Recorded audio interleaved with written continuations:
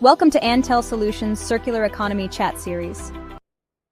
In the first episode, we explore the transformative potential of circular business models and sustainable practices. I'm your host, and today, we're diving into a topic that's at the heart of any successful sustainability initiative leadership. In today's rapidly evolving business landscape, forward-thinking leadership isn't just beneficial, it's essential for companies looking to thrive in a circular economy. With us today is our guest, an expert in helping organizations navigate the transition to more sustainable business models. Thank you for joining us today. Thank you for having me. I'm excited to discuss how leadership can drive the circular economy forward. Before we dive in, let's set the context for our viewers. The circular economy represents a fundamental shift from our traditional take-make-dispose model to one where resources are kept in use for as long as possible. As Victoria Darcy from All Things Circular so aptly puts it, we're here to challenge, disrupt, and spark real change. How do you see leadership's role in this transformation? That's exactly right. Leadership sets the tone for any significant organizational shift. The circular economy isn't just about recycling or waste reduction. It requires rethinking entire business models, supply chains, and value propositions. Leaders must champion this vision from the top down, aligning their entire organization around these new principles. When we look at companies successfully implementing circular principles, strong leadership is always a common denominator. What are some of the key challenges leaders face when transitioning to circular models?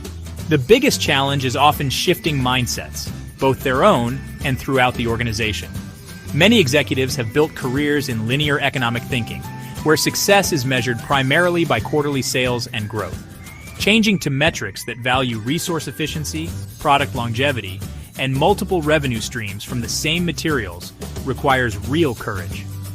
Another challenge is balancing short-term pressures with long-term transformation. Shareholders still want quarterly results, while circularity investments may take time to show returns.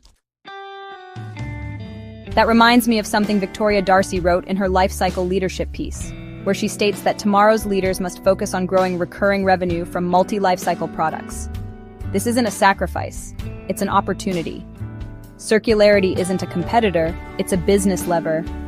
How can leaders reframe this tension between short-term results and long-term sustainability? That's a brilliant point. The key is to stop viewing sustainability and profitability as opposing forces. Forward-thinking leaders are finding ways to create business models where environmental benefits and financial success reinforce each other. For example, take companies that have implemented product-as-a-service models. Instead of selling a product once, they maintain ownership and sell the service that product provides, creating recurring revenue streams while incentivizing durability and repairability. At Antel Solutions, our work in reverse logistics gives us a unique perspective on this.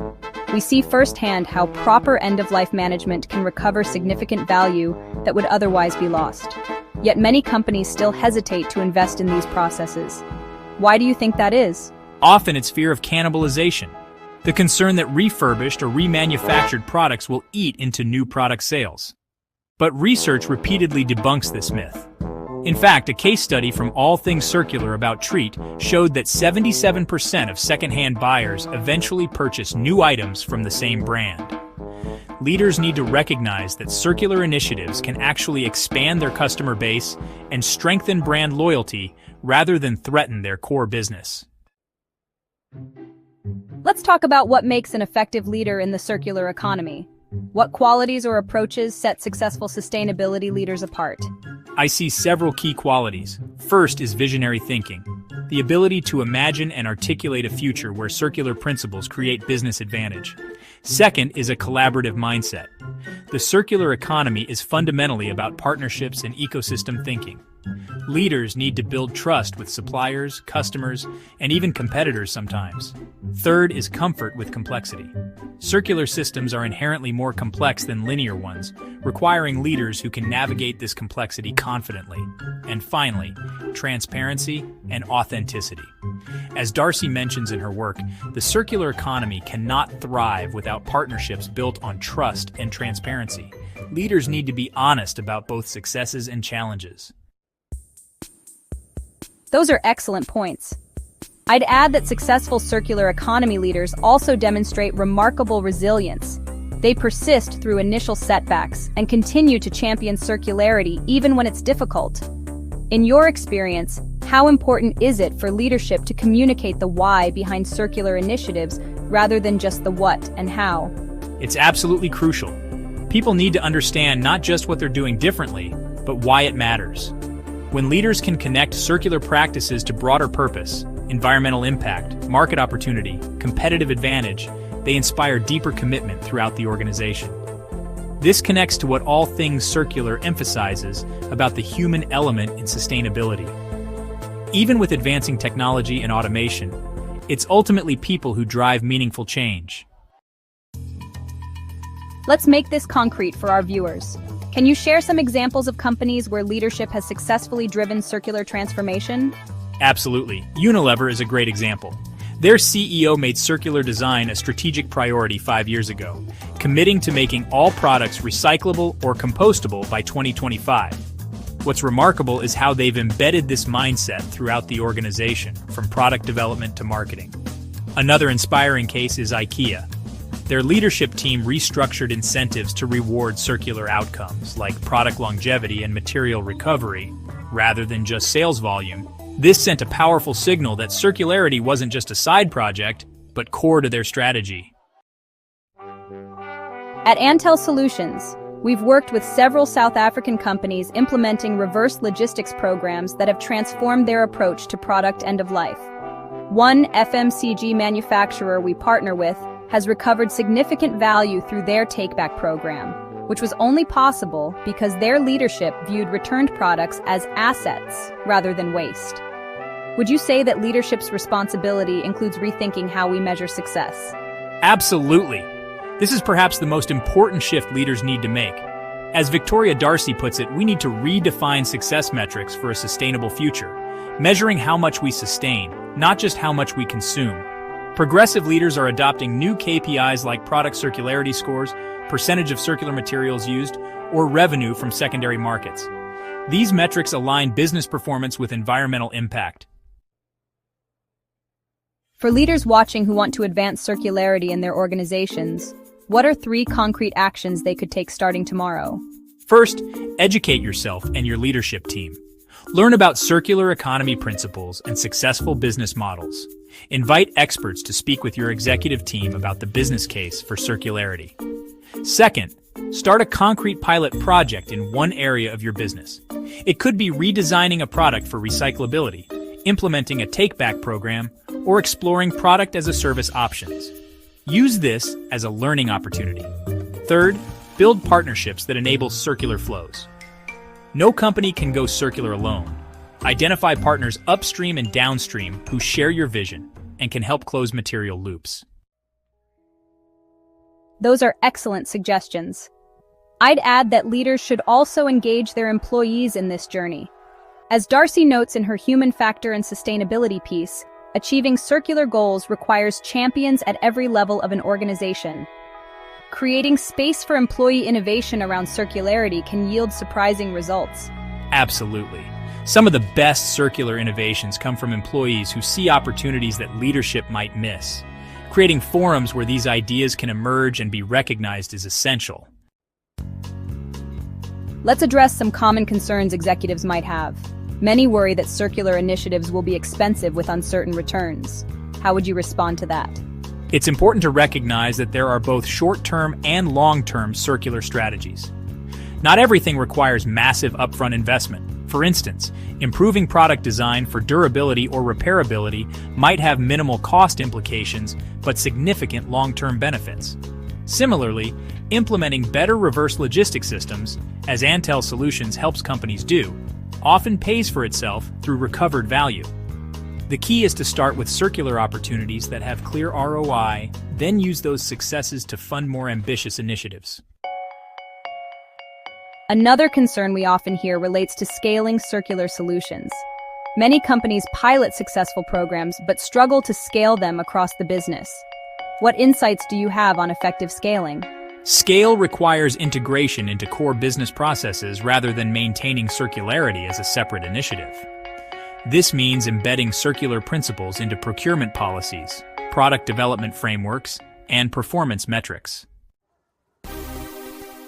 It also requires leadership to provide consistent resources and attention. Too often, circular initiatives receive initial enthusiasm, but then get sidelined when other priorities emerge. Successful scaling happens when leadership maintains focus over the long term. As we look to the future, how do you see leadership in the circular economy evolving? What new capabilities might leaders need to develop? I believe we'll see circular thinking become a core competency for all business leaders, not just sustainability specialists. Just as digital transformation required all executives to develop digital literacy, circular transformation will require circular literacy across leadership teams. We'll also likely see new leadership roles emerge, chief circular officers or similar positions that oversee value recovery across the enterprise. Perhaps most importantly, leaders will need to become skilled at managing circular ecosystems that extend beyond their own organizations, including suppliers, customers, and other stakeholders. Those are fascinating predictions. At Antel Solutions, we're certainly seeing increased interest from executive teams in understanding the business potential of circular models, particularly in reverse logistics and end-of-life management. As Victoria Darcy from All Things Circular emphasizes, trust and relationships are foundational to circularity. How can leaders foster the trust needed for effective circular partnerships? Transparency is key. Leaders need to be honest about their sustainability journey, both successes and challenges. Performative sustainability or greenwashing destroys trust quickly. Consistent commitment over time also builds trust. Partners need to know that your circular initiatives aren't just this quarter's priority, but a long-term strategic direction. And finally, leaders build trust by ensuring fair value distribution across circular partnerships. The benefits of circularity should accrue to all participants in the ecosystem, not just one dominant player. We've covered significant ground today, from leadership qualities to practical actions and future trends. Before we conclude, what's your key message for leaders watching who want to advance circularity in their organizations? My message is simple. Leading circular transformation isn't just about doing the right thing environmentally, though that matters enormously. It's about positioning your organization for success in a changing economy. The companies that thrive in the coming decades will be those that master circular business models, capturing value multiple times from the same resources. As a leader, you have the opportunity to put your organization at the forefront of this shift, rather than playing catch-up later. In the words of Victoria Darcy, it's time for real talk, tough questions, practical solutions. I encourage all leaders to start asking those tough questions about how their business models can become more circular. Thank you for those inspiring words, and thank you for sharing your insights with us today. To our viewers, thank you for joining the first episode of our Circular Economy Chat series. If you found this valuable, please share it with colleagues who might benefit from these insights. In our next episode, we'll be exploring the practical aspects of implementing circular business models, with a focus on measuring impact and ROI. Until then, from Antel Solutions, we encourage you to lead boldly toward a circular future. Join us for Episode 2, Measuring Circular Economy Impact. Subscribe for more circular economy insights.